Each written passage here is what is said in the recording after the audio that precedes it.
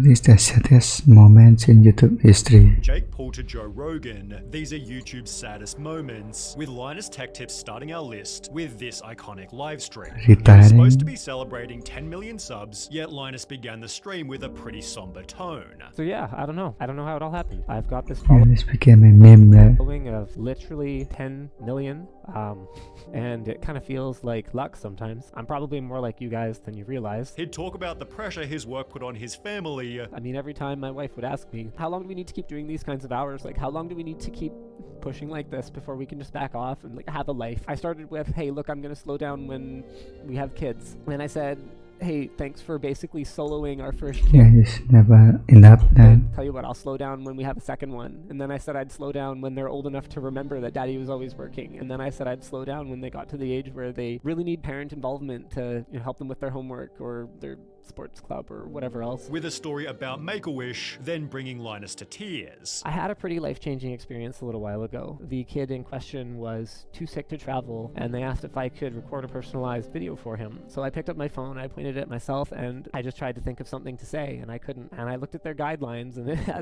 had just the most useless stuff in it. It was like, be upbeat, and don't talk about death. And I was just like, this kid's 12. He's A like, bit. leukemia. Like, what? Last thing I can do right now is be upbeat. The only thought going through my head is like, everyone and everything I know is gonna die. All I could see in the photo album was my kids.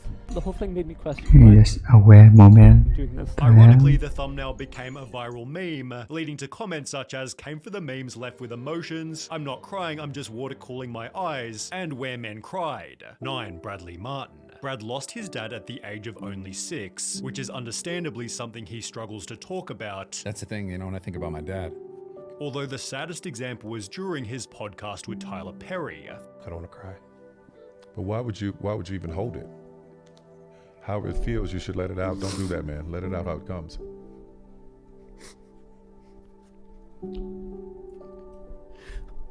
Brad was thanking Tyler for some advice he'd given earlier. People get so caught up in where they're at and in the moment of like the negative and the darkness and the evil, and they don't see the light. It wasn't as simple as what I thought it was then, which was my father didn't love me. Yeah.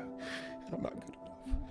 Yeah. And I built up so many walls and who I was. It's crazy looking back now how much it affected even my personal relationships, my intimate relationships, my relationships with my family, friends, everything. And was able to end the moment with an excellent silver lining. Everything that we go through, every hardship, every downfall is going to be a new opportunity to learn and to grow and to become better. 8. Joe Rogan. On episode 1123 of the Joe Rogan Experience, he and Kevin Smith were talking about their pets, when Joe passively mentioned he saw a veterinarian cry. He's the only vet I've ever had cry with me.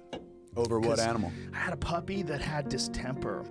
Man, the puppy just, after like a couple of days of being at the house, would have these seizures, like violent seizures. And then towards the end, it was having them all day long. As a result of the dog's condition, it had to be put down. I held the dog, I placed him down, I gave him a kiss, I said goodbye. And he put the needle in the dog and put the dog to sleep. Then we both went outside, man. He was just crying, just weeping. He was killed by a drunk driver. The vet was? Yeah, that was a rough one. I got an email, I believe, from his daughter. Super good dude, man. Leading Kevin to share a similar story. Such a weird It's getting dark. relationship where one day you're like, I love you to death and I love you so much I have to kill you. And that last fucking hour was like probably hands down the most difficult hour of my life, man, because we all knew what was coming. And you're programmed to stop that at all costs. You're programmed to keep people around, keep yourself around. 7. Loaf. As a YouTube prankster, it seemed as though Loaf was always having fun. So when he'd post a video titled YouTube Saved My Life with a depressing thumbnail and the following intro, failure, loser, and loner are the 3 words that I would use to describe myself. it seemed the audience was in for something different. Loaf began by stating he had a tough time growing up. High school was a hard time for me. I was really insecure. I was really unsure of myself. I got bullied pretty bad. And thought that starting YouTube would help to keep him safe. If I can make them laugh, then they're not gonna hurt me. However, Loaf struggled to find success. For a while, it was just terrible. Nothing was happening. I would be embarrassed when people would ask me what I did. Even feeling like a It was through failure the in the presence of his parents. My parents have never understood the YouTube thing. That's probably the hardest part because it's just like every kid wants to make their parents proud. You know what I mean? Since then, however, Loaf has found massive success, recently announcing he was able to buy a house. And I was able to buy it 100% with cash, which was also a big goal of mine. 6. Syndicate. Similar to Linus, Syndicate was part of the Make-A-Wish program, being chosen by a kid named Alec for them to spend a day together. This resulted in a video titled Making His Wish Come True, in which they flew in a helicopter and became extremely close. Give me a high five. Did you enjoy the helicopter ride then?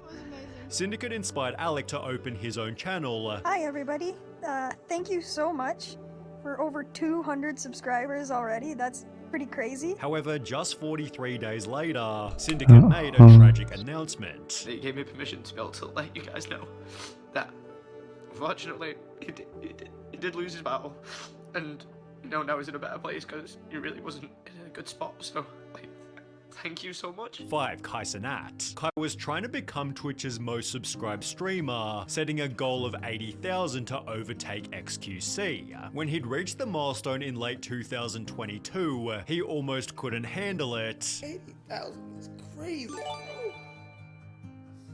Bro, 80,000 is crazy. But getting a supportive call from his mum sent Kai over the edge. What my mom calling me? Congratulations, son. Thank you. You're number 1. And we watching and we're so proud of you, everybody. Babe, I love you so much. Babe, I'm so proud of you. You're number 1. That's sweet. And I'm so happy to be your mom. And I just want to let the world know that you've been working hard like this for a long time. So you just only now know. You just finding out. My son works hard. He's a grinder every day, every night. You number 1 and you my son, and I'm proud to be your mum. Man, straight tears right there. 4. Matthew Santoro. Nicole Arbor was his girlfriend, and they seemed like a healthy YouTube couple. However, 4 months after separating, Matthew uploaded a video titled My Abuse Story. It's not something people ever talk about, but I feel compelled to because I was in an abusive relationship. He began by explaining that Nicole was very controlling. This individual that I was with was extremely jealous. I had to cut every female out of my life out of social media, delete every number out of my phone. Before adding he'd been hit by her in the middle of an argument. This person prevented me from leaving their home and said, "You're not going anywhere." At which point I was hit in the face. This caused Matthew to break down crying. And it's something that men never talk about because we're made to believe that we're supposed to be strong. And I never talked about it because I thought that no one would believe me. No one would give a shit. Leading to one of the saddest videos ever uploaded to YouTube. There's people that love you and you don't need to be in that relationship. You don't need to be with someone that hates you and uses you and manipulates you to do everything that they want. 3. Jake Paul. In late 2019, Jake announced he was basically quitting YouTube to train for a boxing match he'd scheduled against Anderson Gibb. The fight became his sole focus for almost half a year, and while he would eventually win, Jake revealed on Logan's podcast his life felt meaningless after. Like, I win the fight, right? That was my sole focus and purpose. Meaningless. I get back to LA, I'm by myself, like sitting in the fucking room, and I'm like, what do I do? In addition to feeling directionless, Jake explained he was dealing with 4 different lawsuits. And then I wake up the next day, have a phone call like with my lawyers for one of the lawsuits for literally like something I did not do. And it goes back to like people just like what lawsuits again? Attacking Jake Paul and like wanting to see me fail for literally like fucking nothing. Like, they're suing me for something I didn't do. Like, on God. And then... You're good. Take a break. Take a break. Yeah, take a breather. We can sit for a second. Which consumed not only his life, but his family's as well. My mom is like spending hours of her day when she's retired. She's in Hawaii. And they're like, yo, your son has to pay this. Like, it just like so stupid. 2. Dan TDM. Dan's dog Ellie was a staple in his videos ever since he got her back in 2013. She helped Dan film reaction videos, fashion shows, and even Minecraft content, stealing the hearts of up to 30 million viewers. So when he'd upload a video titled Goodbye Ellie, Dan and his audience were totally devastated. Yesterday, unfortunately, Ellie died. He'd explain exactly how Ellie passed. Stings even more because she went in for an infected tooth. So she had to go in for an operation and she just didn't wake up. Just before we got the phone call that it happened, we were already planning like how we were going to work out picking her up when when our operation is finished, and then you just get hit with that. Calling the loss one of his most difficult challenges. I know it's a dog, but for us, it's like it's a member of our family, and I'm very lucky. I haven't had a lot of loss in my life, so this is probably the one that's been the hardest. Like, my heart literally hurts. 1. Theo Von and Sean Strickland. There's been many a sad Theo moment Von? on Theo Von's podcast. Oh yeah, dude. We cry on here every week. Sorry, dude. If you compare to episode number 476, Theo and Sean began discussing their childhoods. I used to always sleep in my mom's room because I thought my dad was gonna kill my mom. So like I would like sleep by the door. I'd sleep to make sure she was all right. Yeah, I'd sleep under the bed. You know, I'd sleep by the door. Yet Sean couldn't finish his story as it was simply too traumatic. I remember when I stopped believing in God, man. Like I had fucking yeah, it's crazy, dude. Yeah, I'm sorry, bud. So, man. I'm sorry, buddy. That's all good, dude. We don't have to talk, man. I can just sit here with you for a minute. I can just sit here. We can just sit here. Nah, it's all good, dude. Take a second. Just process it. Leading Theo to comfort him by offering his own story. I remember being so scared when I was a kid. Like I was saying, like I remember hearing that like animal pizza where another animal wouldn't come. So I would stand up on my bed at night and I would pee around my bed in a circle because I was afraid that things were going to get me. Shit, who were you afraid? Like any particular? Just Like a dog.